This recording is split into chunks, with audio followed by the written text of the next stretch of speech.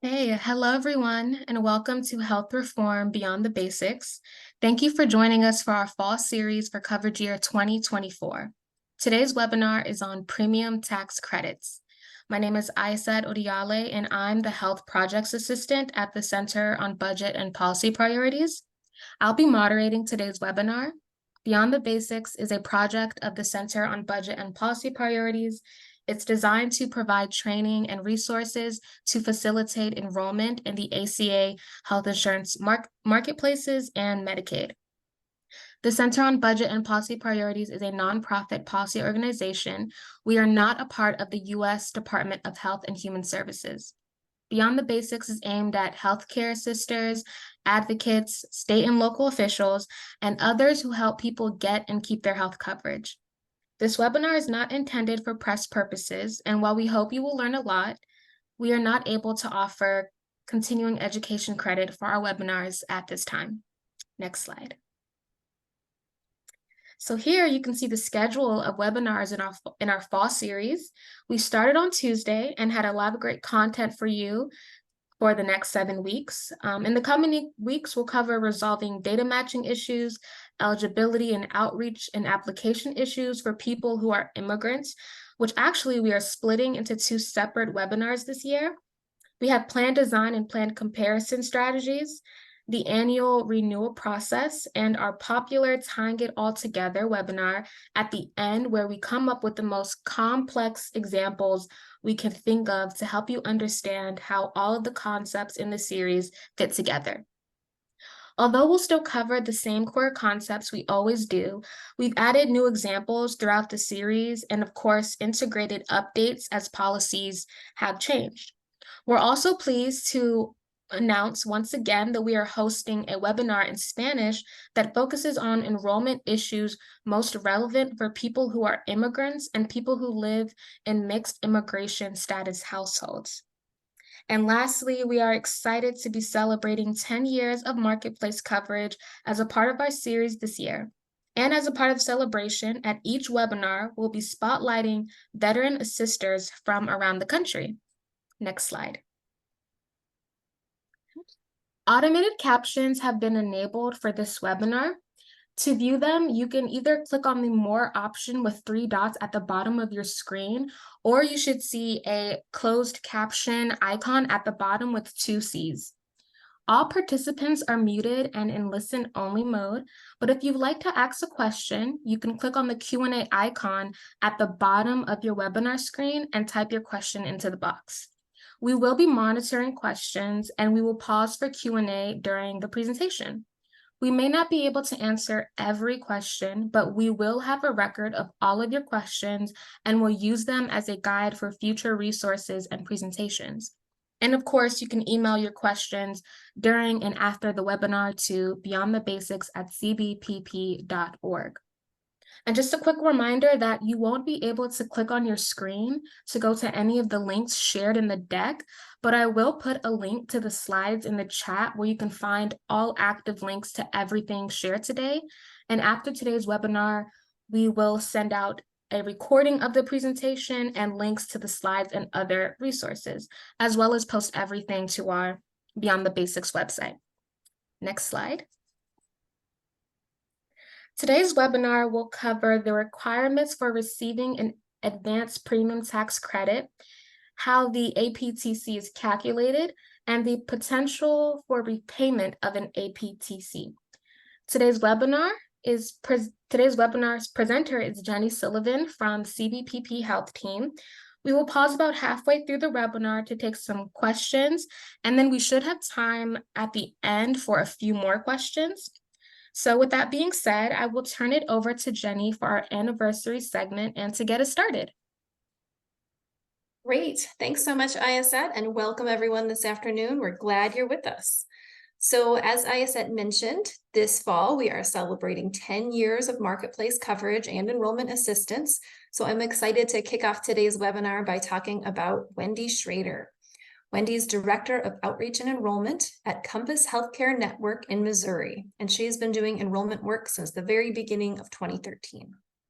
Wendy was nominated to be featured today by one of her colleagues, Donna, who had this to say about her.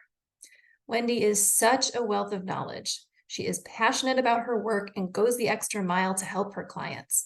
They trust her and keep coming back to her for assistance every year. She also leads a team of 22 certified application counselors and navigators and is a tremendous asset to the citizens of Missouri who seek her assistance. She's helped her clients through a lot of barriers to healthcare, which has in turn changed their lives. She is the epitome of inspiring hope and promoting wellness, which is the reason we're all here. And then we wanted to talk to Wendy ourselves, and so we asked her if she had any advice for other assisters. And she said, never underestimate how life-changing and life-saving your work is. The consumers who come to you for help may never have navigated the system, the enrollment system on their own. Your knowledge, dedication, and guidance are the keys that unlock the door to coverage. Wendy and Donna, thank you for all you do, and keep an eye out for your Beyond the Basics tumblers coming in the mail soon. We're so happy to feature you. So now we will get on to the main topic for today, premium tax credit eligibility. Premium tax credits are really the core concept when it comes to marketplace enrollment. Most people who enroll in marketplace coverage receive a premium tax credit to lower the cost of their premiums. The application will, whether you're in a healthcare.gov state or a state-based marketplace state, the application is going to do all the math on the back end to calculate the credit size and allocate it by month. But you still want to understand how the machine got there, what the algorithms say, and how you get to those calculations so that you can explain them to people as you're walking them through the application. And to make sure that that the machine is giving you the right result. Also a note that today I will typically refer to premium tax credits as PTCs, but sometimes I'll also use the acronym APTC, which, as you saw on the previous slide, stands for Advanced Premium Tax Credit, because that's how most people take the credit, right? They take it in advance so that every month throughout the year, their payment for their premiums is lower. But the two terms are not completely interchangeable. We've tried to be careful and use one or the other where it was important, but I just wanted to note from a terminology perspective that we sometimes interchange them a little bit. Okay, so let's start with an overview of the 2024 coverage landscape. As you can see in this chart, we've got income as a percentage of poverty on the left and different groups of people along the bottom. The light blue space is people who are premium tax credit eligible. If you're eligible for Medicaid, which is dark blue in the chart, then you're not eligible for a premium tax credit. You can see adults with income up to 138% of poverty are eligible for Medicaid in states that have expanded Medicaid, but adults in non-expansion states are significantly less likely to qualify for Medicaid, and typically only if they are a parent of a dependent child. And then in the red, we have the Medicaid coverage gap. People in the gap are ineligible for Medicaid. They're also ineligible for premium tax credits for the marketplace. Now, in the past, this chart ended at 400%, and that was it, and that was all. But since 2021, because of the American Rescue Plan Act and the Inflation Reduction Act, eligibility for premium tax credits has not been capped at 400%. By lifting that cap, it allowed people with higher incomes for whom the cost of a benchmark plan would exceed their required contribution threshold. And we'll get into what all of those wonky terms mean as we progress through today's webinar. But just to say that there are some people with incomes over 400% of poverty who very much do qualify for a premium tax credit right now. And this will remain true through at least the end of 2025. So we've got next year and then one more year with these enhanced premium tax credits before Congress needs to decide what happens next. So what is the premium tax credit? Technically, the premium tax credit can be taken in advance, as you can see here on the left side. This is what almost all people do. And that means each month, the government sends the credit directly to the insurer of the consumer's choice, and the enrollee is responsible for the remainder, for their portion, if they're required to pay anything. For some people, the premium tax credit covers the entire premium, depending on what plan somebody chooses. When the person files their taxes, they also reconcile the premium tax credit. So if they got too much help, then they might have to repay some of it. And if they didn't get all of the credit that they were actually qualified for, then they can collect the rest of what they're owed at tax time, either as a payment or to reduce the total amount of their federal tax liability. On the other hand, on the right side of the table here, we have people who choose to wait and take the full credit at tax time. Again, this is not a popular option because the whole purpose of the premium tax credit is to make health coverage more affordable to people who otherwise couldn't afford to pay for it out of pocket. But it is an option. This means that people would be responsible for paying the full cost of their premium every month for the entire coverage year. And then the following winter, spring, when they file their taxes, they could collect whatever premium tax credit they were owed at tax time. So there are three main eligibility requirements for the premium tax credit: income, having an eligible tax filing status, and not being eligible for other minimum essential coverage, which we sometimes abbreviate as MEC. First, the person's household income has to be above the poverty line. And again, there's no upper cap anymore, but it can't be below the poverty line if they're getting premium tax credits, with one exception, which we will talk about. Next, a person must have an eligible tax filing status. We talked a lot about this on Tuesday. They must file single, or if they're married, they must file jointly. And they cannot themselves be a tax dependent. We'll go over the exceptions again, but if you were with us on Tuesday, then you probably know what some of those are. And then finally, a person has to be ineligible for other forms of minimum essential coverage. And we'll get into the details of this as well. So in addition to enroll in a marketplace plan, even if you're not taking a premium tax credit, maybe you don't even apply for financial assistance, you just want to go to the marketplace and purchase a plan outright, you still have to be a US citizen or have lawfully present immigration status. And my colleagues will get much deeper into the eligibility details for people who are immigrants at our upcoming webinar this coming Tuesday. So I highly recommend you check that out, and you can still register if you haven't yet. People also can't be incarcerated unless they're pending disposition of charges, and they have to live in the service area where they buy their marketplace plan. So for example, if I live in Virginia but work in DC, I have to buy my marketplace coverage through Virginia's marketplace, not through DC's. So now let's talk more about the income requirements. I said earlier that the requirement is that the household income has to be above the poverty line. But there is an exception for people who are lawfully present immigrants if they're not eligible for Medicaid because of their immigration status. And this might be because, and often cases it is because the person hasn't fulfilled a residency requirement. You must live in the state for at least 5 years, for example, in order to qualify for Medicaid, even with a lawfully present status. The requirements do vary by state, but if the person doesn't meet those requirements and has a lawfully present status, then they can qualify for premium tax credits, even if their household income is below the poverty line. And we have an entire webinar from several years ago that explains this in greater detail if you're interested. We're happy to send that link along. Additionally, there's another exception that comes into play at tax filing time. If someone projected their income to be above the poverty line when they applied for Marketplace, and then they took the APTC, but then were eventually or ultimately found to have an income below the poverty line when they reconciled at tax time, they're still eligible for the APTC. There's not a clawback there. They don't have to repay any credit that they received. And this safe harbor is really important. It helps prevent the lowest income people from having to repay APTCs if their income drops below the line. So in the table here, you can see income for households of different sizes and what that equates to in terms of a percentage of the federal poverty level, based on the 2023 federal poverty guidelines, which are the ones that will be used to determine eligibility in the marketplace for 2024. This is just to give you a ballpark, but we've got resources where you can print this out for larger household sizes, and you can see last year's thresholds and all of that. Remember, eligibility for premium tax credits, as I mentioned, is based on the federal poverty guidelines in place at the start of the open enrollment period for the forthcoming coverage year. So again, 2023 federal poverty guidelines are the ones that we'll use to calculate the PTC for 2024.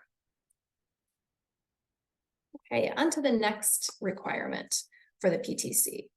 And oops, yeah, okay. You have to have an eligible tax filing status.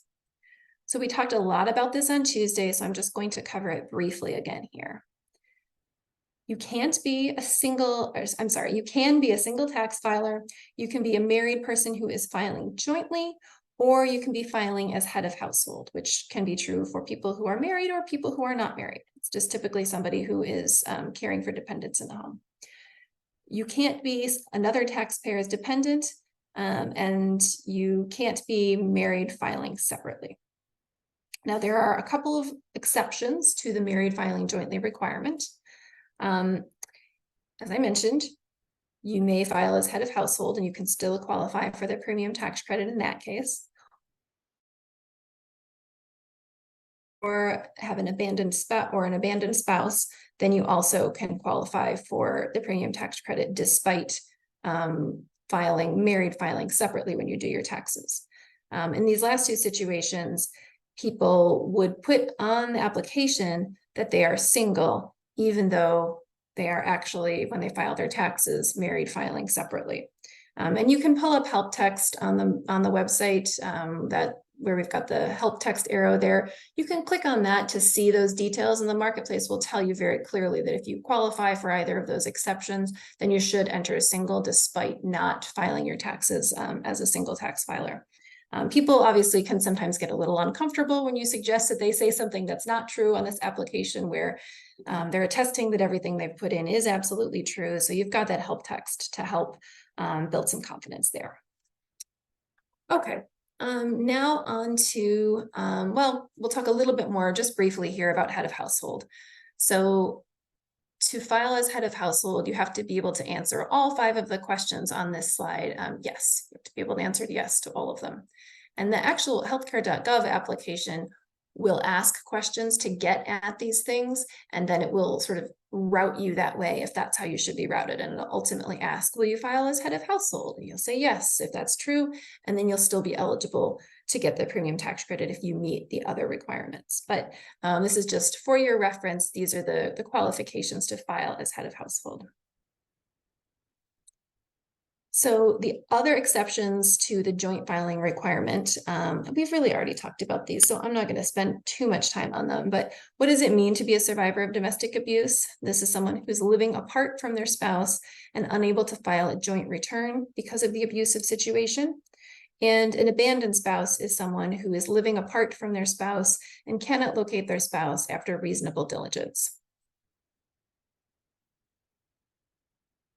There's one other special rule for certain immigrants, immigrants who file taxes using Form 1040 NR, and NR means non-resident. And this is often people who are students and don't meet the substantial presence test during their first 5 years in the country. People who use this form are not allowed to file married filing jointly. If they're married, if they're using this form, then they have to file married filing separately, which means that if this is the form they have to use to file their taxes, then they cannot get PTCs. It's not directly because of their immigration status, but it is because of their tax filing status. So now let's move on to the third criteria for premium tax credit eligibility. We've talked about income, we've talked about tax filing status. The third requirement is that the person can't be eligible for other minimum essential coverage, or MEC. There are a few types of MEC that would bar somebody from getting premium tax credits if they are even eligible for that form of coverage, whether or not they're enrolled. This includes things like Medicare, Medicaid, CHIP, people who are terminated from Medicaid or CHIP for failure to pay premiums or failure to pay child support, and people with employer-sponsored coverage that's affordable and meets minimum value.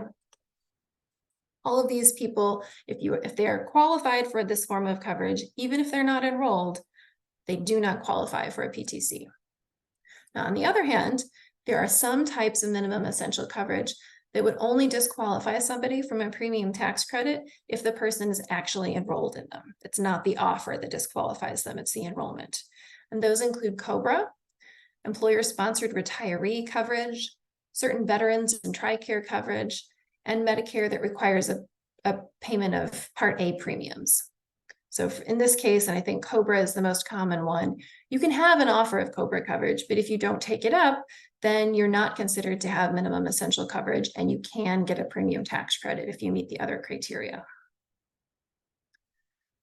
So to determine whether someone has another form of minimum essential coverage, the healthcare.gov application shows you this long kind of fine print list and asks whether the applicant has any of these forms of coverage. And it'll eventually go through for all of the household members. Most of these are pretty obvious, like Medicaid and CHIP or job-based coverage. But at the end, there are a couple of boxes that refer to other full benefit coverage and other limited benefit coverage that you might not know what that's referring to. So those terms refer to the following forms of coverage. If someone has any coverage listed on the left side of the table, then that's considered comprehensive coverage, and they won't qualify for a premium tax credit. If they have a limited benefit plan, as described on the right side of the table, then they're not considered to have minimum essential coverage, and so they could be eligible for a premium tax credit if they meet the other eligibility criteria. Now we need to talk more about employer-sponsored insurance, or ESI. Some offers of ESI disqualify a person from getting the premium tax credit, but not all. So in general, a person can't get the PTC if their job-based insurance meets 3 criteria. If it's an eligible employer-sponsored plan, if it's considered affordable, and if it's considered comprehensive. To be an eligible plan, it can't be indemnity or accident coverage. It only covers a certain number of days or a certain dollar amount. It has to be a full health insurance plan. To be affordable, it has to cost less than 8.39% of household income or actually it's inclusive of 8.39% of household income in 2024. And that percentage changes every year. So if you were used to 9.12% of income, that was the percentage for 2023, but it's indexed, and the updated percentage for next year is 8.39%. Finally, to be comprehensive, the job-based coverage has to meet the minimum value standard, which I'll get into. If a person has an offer of job-based coverage that doesn't meet all 3 of these requirements, then we don't have to worry about it. The person can, do not pass go, move directly to other PTC eligibility criteria. So how do we determine these things? So the marketplace application is going to ask some questions about how much somebody pays for their coverage and what their offer is. And starting last year, healthcare.gov will accept the person's attestation about whether they have an offer of employer coverage. They're no longer requesting additional verification. Verification of job-based coverage is optional in state-based marketplaces. So when the applicant is asked to enter the premium for their offer, it's important to exclude plans that are not comprehensive, like accident coverage or single disease coverage. Again, these are things that would only pay for a specific disease or a certain episode of care, like $100 a day in hospital coverage, for example, which you wouldn't find in a comprehensive plan. So once we've determined that a plan counts as eligible coverage, then we need to figure out if it's affordable. And this is where, if you've been doing this work for a while, you spend a lot of time helping people answer this question. So coverage is considered affordable for the employee if their contribution for self-only coverage, so coverage that would only cover themselves, is up to 8.39% of income in 2024. If their premiums for self-only employer coverage are higher than that, then that offer of employer coverage is considered unaffordable, and the employee can qualify for premium tax credits if they meet the other criteria. Now, this started last year. There's a separate test for people who are the spouse and dependents of an employee with an offer of job-based coverage.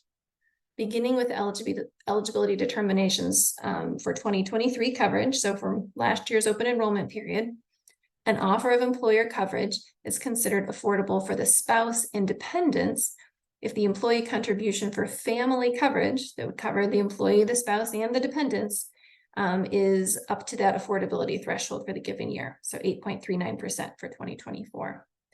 And if their premiums for family coverage are higher than that threshold, then the family coverage is considered unaffordable, and the spouse and dependents can qualify for a premium tax credit, even if the employee does not. So you may have cases where the employee's offer is considered affordable, so no PTC for them, but the family coverage is quite expensive, and the spouse and dependents could qualify for a PTC. So as in years past, the application will ask the appropriate questions and conduct the affordability calculation. You don't have to do this math yourself and then sort of answer yes or no. But you can see a screenshot here of the affordability questions on the right. It asks how much the employee would pay for the lowest cost plan that would cover everyone in their household. And the employer coverage tool available on healthcare.gov has also been updated to ask people about the cost of employer coverage for the spouse and dependents as well as the employee. So just a note about this, because it is not uncommon for a household to have people with multiple coverage dispositions under the same roof. For the employee, but not for the spouse and dependents, which would mean that the spouse and dependents could get the PTC, but the employee wouldn't. So you really want to help people understand then, once they're trying to decide what form of coverage they want to enroll in, help them understand all of their options. So in this example, the family in this situation could choose to split their coverage between the affordable employer offer for the employee and the marketplace with premium tax credits for the spouse and dependents. Or the employee could pay for full cost marketplace coverage so that they'd be in the marketplace with their spouse and dependents. Or they could forgo the marketplace altogether and decide that they wanted to enroll in employer coverage. And remember, families are going to have different premiums, deductibles, and out-of-pocket maximums for each plan. So you also want to help them map out not just what their monthly premium costs would be, but what their aggregate out-of-pocket responsibilities could add up to, depending on the plan they choose. So we've talked about whether an employer-sponsored plan is an eligible plan and whether it's affordable. But now we have to talk about minimum value. What does it mean to offer for an offer of coverage to meet the minimum value test? So it'll meet the minimum value test if it has an actuarial value greater than 60%. The 60% has nothing to do with coinsurance or other obvious characteristics of a plan that you can easily look at. To find out whether the plan meets the minimum value test, you have to look up the summary of benefits and coverage for that plan. You should be able to find this online for any viable employer-sponsored plan. All plans are required to provide an SBC. And this would be a PDF document. It's about 4 or 5 pages long. And there's a question near the very end in a place that looks like it's the fine print that says, and you see the screenshot of the box across the lower half of your screen here. Does this plan meet the minimum value standard? And if it has a 60% actuarial value or higher, then the answer is yes. Now, the healthcare.gov application is not going to direct you to this. It's just going to ask a simple yes or no question about whether the offer meets the minimum value standard. Most employer offers do, but technically, if you want to be absolutely sure, this is how you find out. So now let's walk through some examples. You all know we love examples here. And in this first one, we have Yinka and Lauren. They're married and they have one child, Anthony. Their household income is $56,000 a year, or about $4,667 a month. This equates to about 225% of poverty.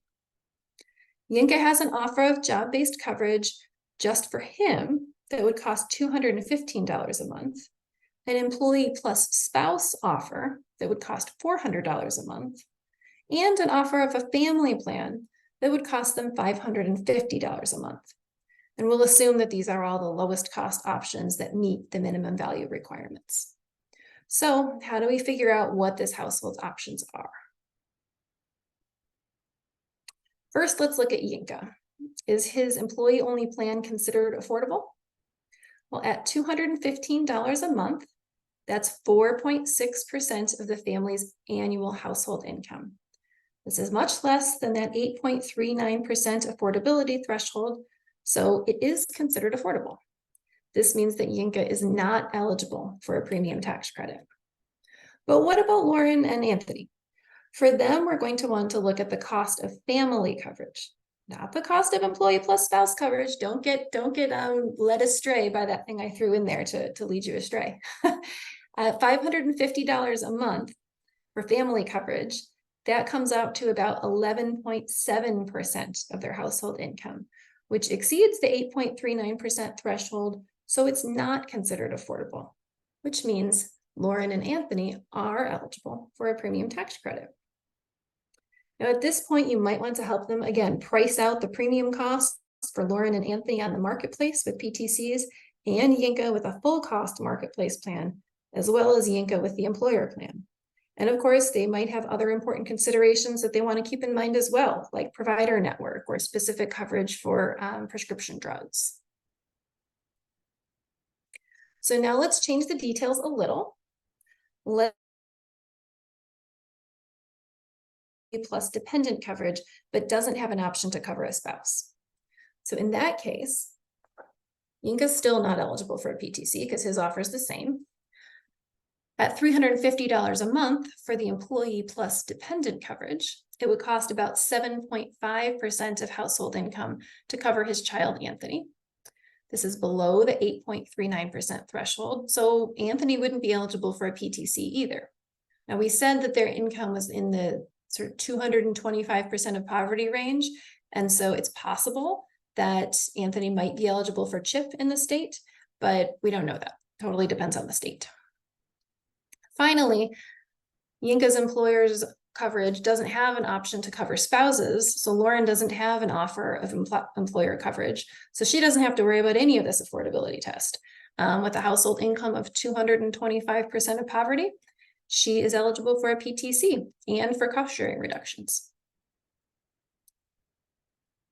Okay, so now let's review what kinds of offers of coverage disqualify somebody from being able to get PTCs. We've already covered job-based coverage. But it's important to keep in mind that even if somebody chooses not to enroll in their job-based coverage, or they miss the open enrollment period, whatever the reason is, if that offer is on the table, then they cannot qualify for a PTC. The only exception to this is if they're in a waiting period. For example, maybe they have a 90-day requirement after hire before coverage kicks in. During that waiting period, the person could qualify for a premium tax credit, but they would be required to transition to their job-based coverage at the end of that period. As I mentioned before, there are also other forms of coverage that only disqualify someone for a premium tax credit if they actually enroll in them.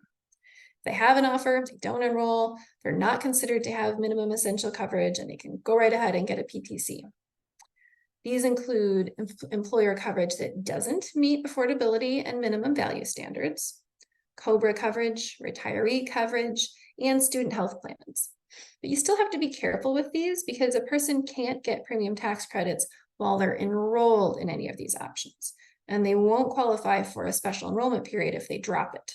So it's sort of a one-way street, and once you get into that form of coverage, COBRA again being the classic example, if you choose COBRA, there's no looking back. That's your coverage until the next open enrollment period or until you meet criteria for a different special enrollment period. But you can't drop your COBRA to change to the marketplace just because you want to. Once you're in, you're in.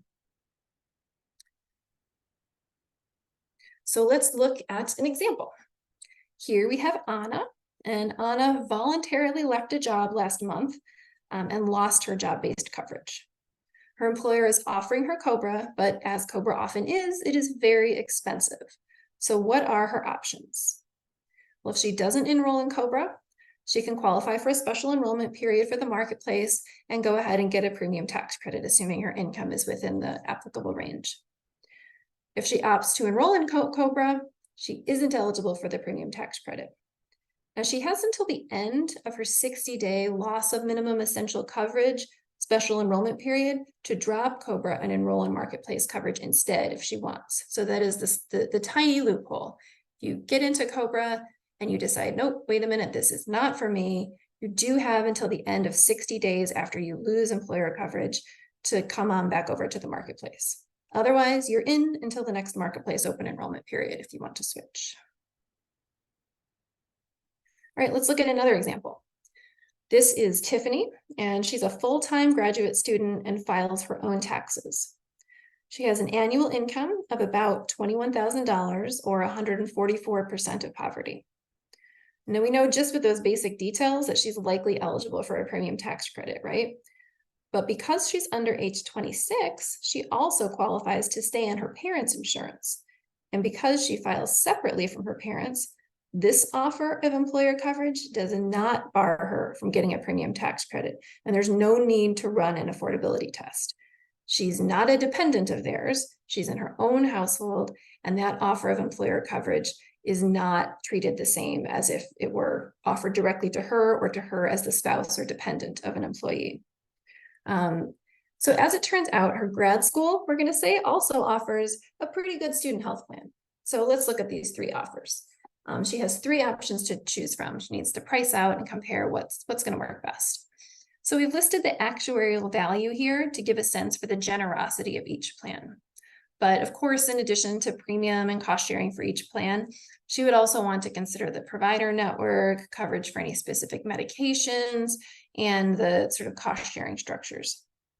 In this case, though, marketplace coverage is a pretty strong contender since she can get a plan with a 94% actuarial value for a $0 premium.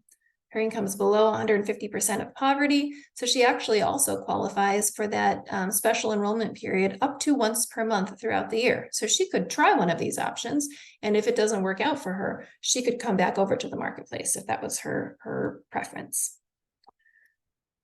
Okay. One more thing, health reimbursement arrangements. These are employer-funded, tax-free employee accounts that can be used to reimburse the employee for medical expenses. And there are two types. We refer to them as QSERA and ICRA. That's our phonetic spelling or phonetic pronunciation of these acronyms. And they both have affordability tests, but their impact on PTC eligibility is different. The healthcare.gov application includes a lot of information about how these work and how to account for them, but they don't apply to most people. So you can go ahead and refer to the website if this does come up. We also have a written guide that gets into them with more detail, and that's available at the link in the upper right corner of the slide.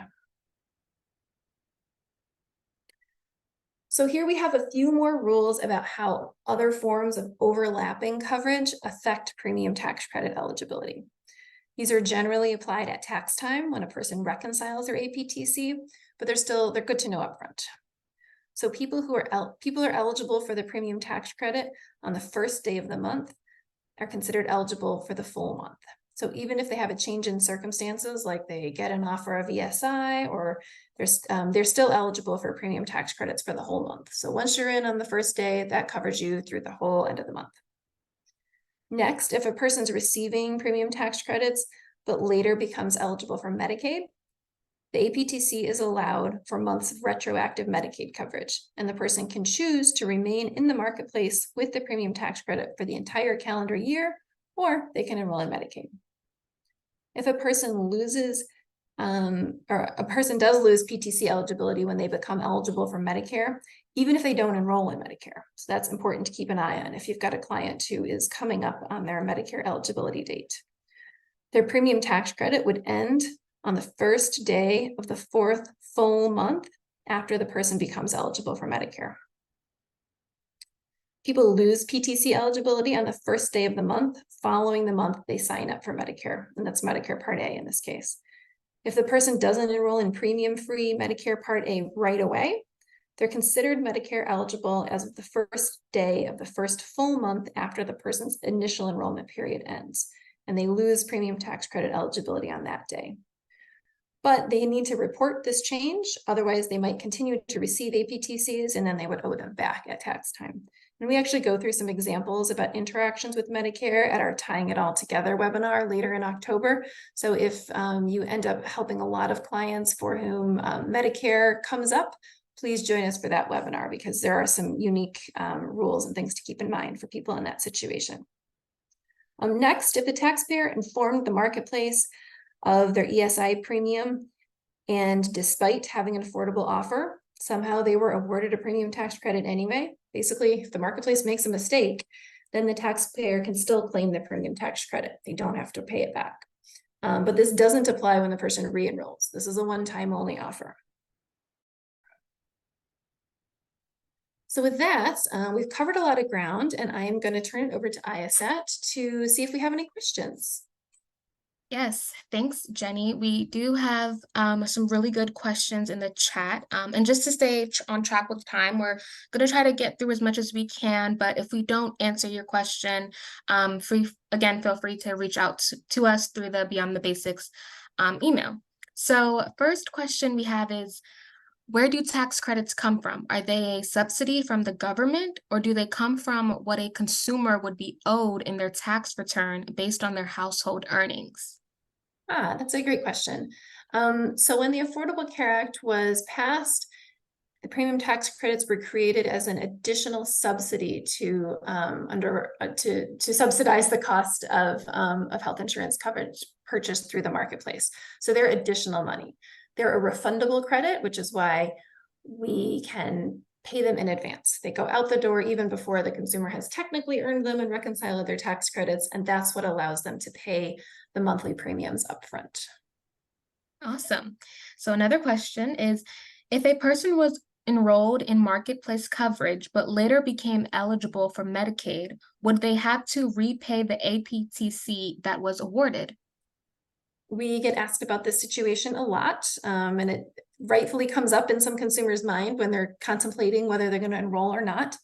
But as I mentioned earlier, there is this special safe harbor for people who are getting APTC, but then at tax time, their income looks like it's dropped below 100%. And they are protected from having to pay back any APTC received. Awesome. And so this one refers back to slide 26 with Yinka. Why do you not take the cost of employee plus spouse into account? All right, let me know if I can get back to that one. I'm going to not do that because I will mess up my slides. But this was a trick, so I'm sorry. I threw it in there to trip you up, because you will get information like this sometimes from consumers who are just trying to give you everything they've got. And this is one offer they have, which is employee plus spouse coverage. You don't want to use that to calculate whether the spouse's coverage is affordable.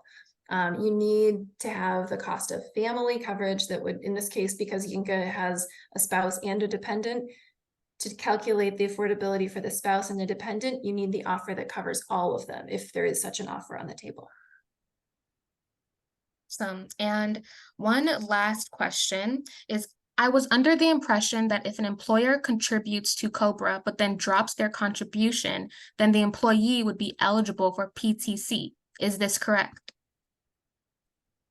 Let's see, I need to go back to my special enrollment period notes, but I am fairly certain that if the employer reduces their contribution to COBRA that the person is enrolled in, then this would trigger a special enrollment period, and the person could then forfeit the COBRA coverage and come to the marketplace if otherwise eligible. But we'll look up whoever asked that question and make sure to get you the right answer. It's definitely in our special enrollment period table. Awesome. Thank you, Jenny. And with that, we are going to continue on with the second half of the presentation. Okay, wonderful. All right, so now we are going to talk about numbers. How do we calculate the premium tax credit? So at its very base, what we're talking about is the cost of the benchmark plan, and then we'll talk about what a benchmark plan is, but it's the cost of the benchmark plan minus the person's expected premium contribution. That's their PTC. Now, the benchmark plan is just a fancy term that refers to the second lowest cost silver plan that's available to each member of the household. Their expected contribution is what they're expected to contribute toward the cost of premiums based on their household income. So the higher your income, the larger percentage of your income you're expected to contribute. So here you can see how much a family at various income levels will pay in 2024 compared to what they would have paid without the premium enhancements that started under the American Rescue Plan Act. As a result of the American Rescue Plan Act and the Inflation Reduction Act, premiums are much lower now for everyone, regardless of what state you live in or whether your state uses healthcare.gov or its own marketplace. And you can see that it's on a sliding scale. So if you want to calculate the precise expected contribution, It's not 2% and then it jumps to 4%. It's going to be somewhere along that line, depending on exactly what the person's household income is. And then here it is in table form, if that's more your style.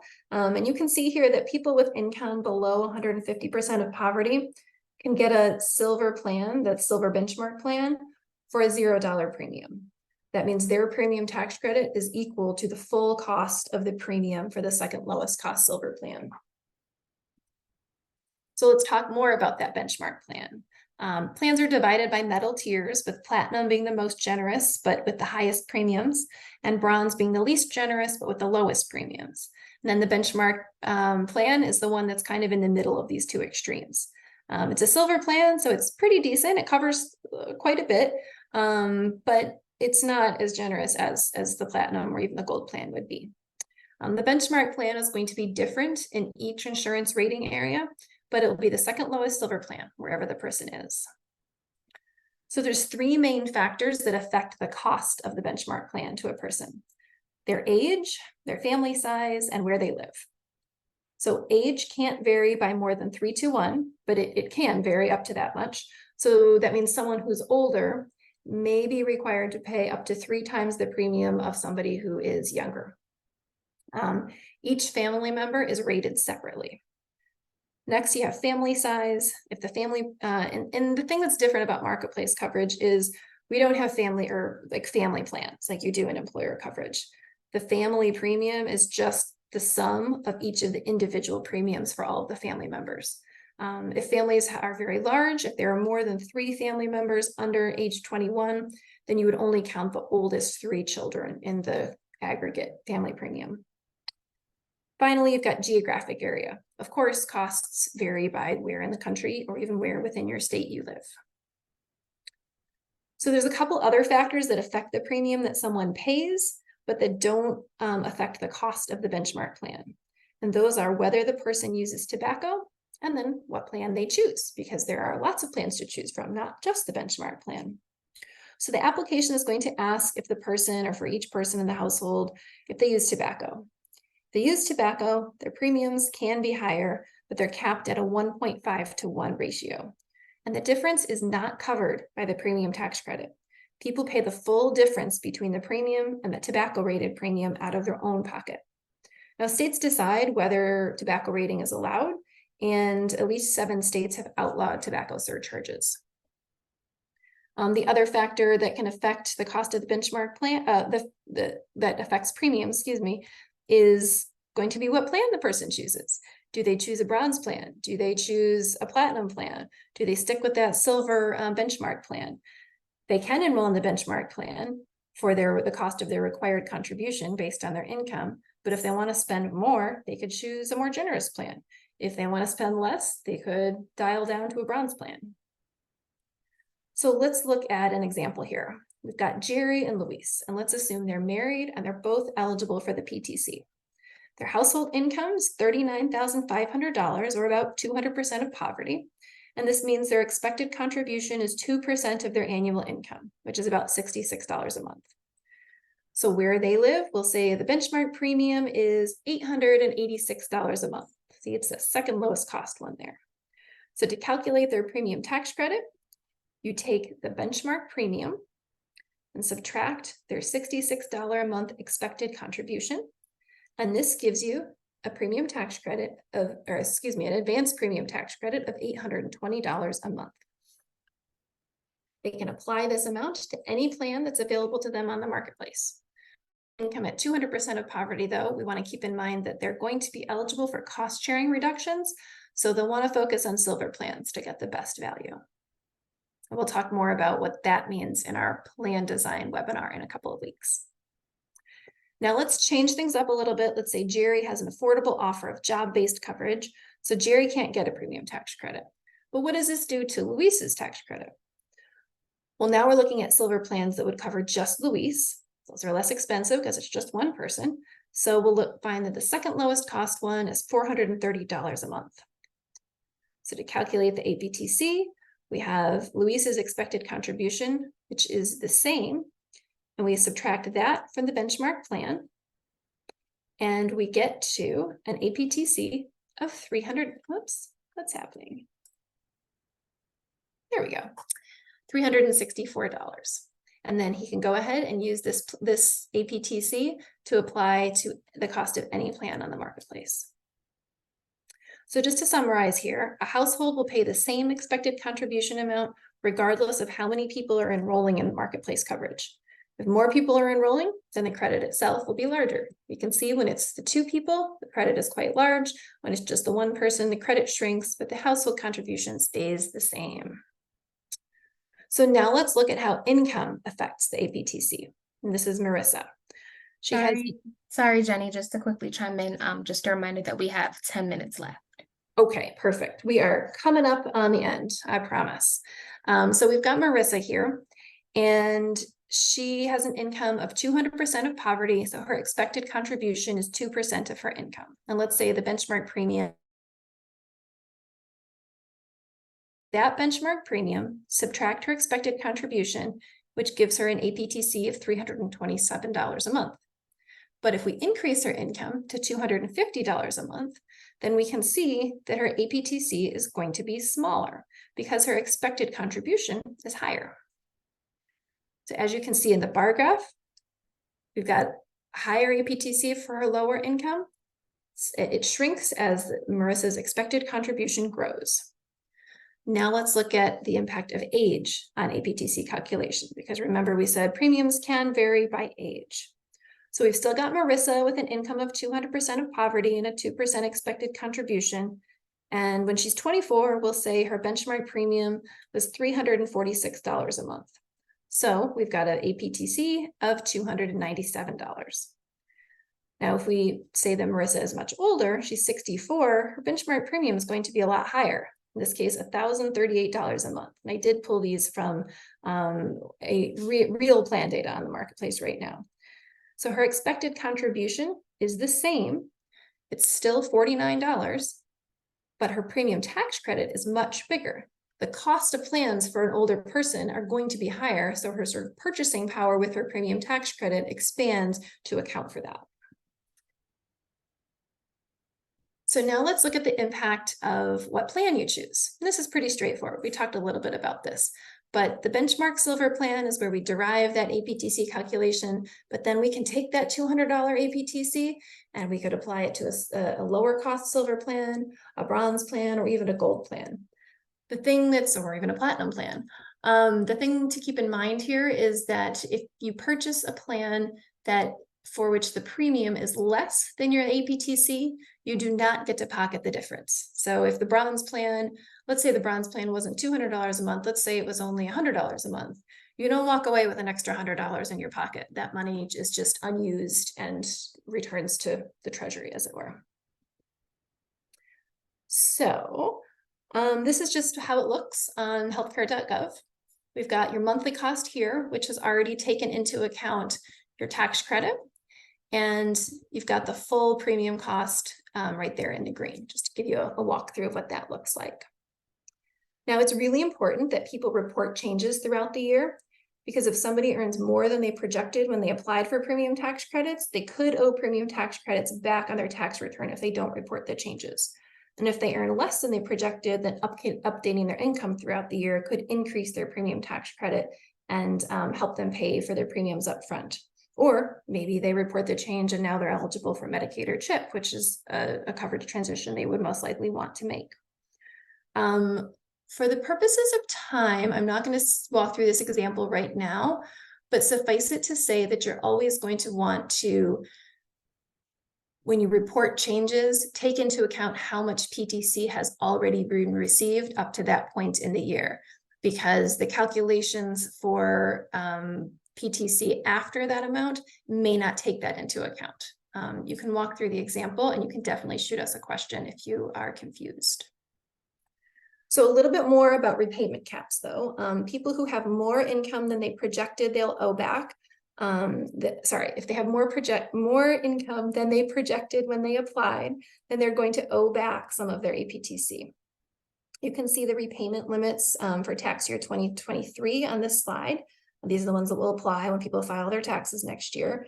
And let's see.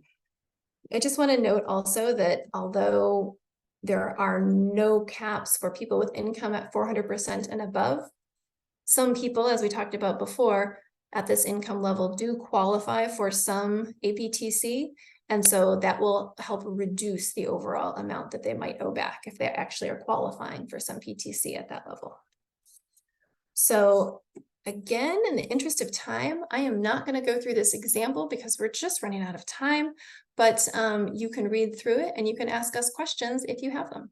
And with that, I'm going to turn it back over to you, ISAT, so we can take a few questions from the audience before we have to wrap up. Awesome. Thanks, Jenny. Okay, yes. So in the interest of time, just gonna give a few of these questions and then we will close out for today. So first, how do we know what the expected contribution is to be able to calculate the APTC? Okay, I think what this person is asking is if it's not an even 200% or an even 300%, etc. So it's on a continuous scale, but it will change based on a person's precise income. And we actually, on the Beyond the Basics website, we co-host or we pull from the API for a Kaiser Family Foundation calculator where you can enter the person's state, their income, their household size, and their age, as well as whether they use tobacco. And then the calculator will give you both the dollar amount and the percentage of income that the person would pay for the second lowest cost silver plan, as well as their APTC amount. And right now that calculator is calibrated for 2023, but they usually update it really close to sort of late October, early November, as soon as we have the next year's plan data. We'll go ahead and pop that link in the chat if we have it. Yes. And if a person doesn't use all of their PTC and they do not pocket it, do they get it back when they reconcile during filing taxes? Okay. So if a person opts not to take all of the PTC that they're eligible for in advance, so say they're eligible for $100 a month and they say, I'm only going to take 50. When they reconcile their taxes the following year, if the IRS says, actually, if this was your income and you were eligible for $100, then that remainder you would be able to claim back, assuming that, that's what your income was and that's what you were eligible for when you reconcile your taxes. The issue where you don't get to pocket it is if you choose a plan whose premiums are lower than your APTC. In that case, you don't get the difference back. I hope that makes sense. Yes, got it. And so we're just going to end with one last question. Why does the household on slide 41 and 42 pay the same amount regardless of how many people enroll? Okay, I wonder if I can get back to slide. Let's see. Let's go back there just to show. Oh, I got old animations here. Let's get back to 41 and 42. Okay, so I see. So in this case, or in all cases, the family contribution is based on household income.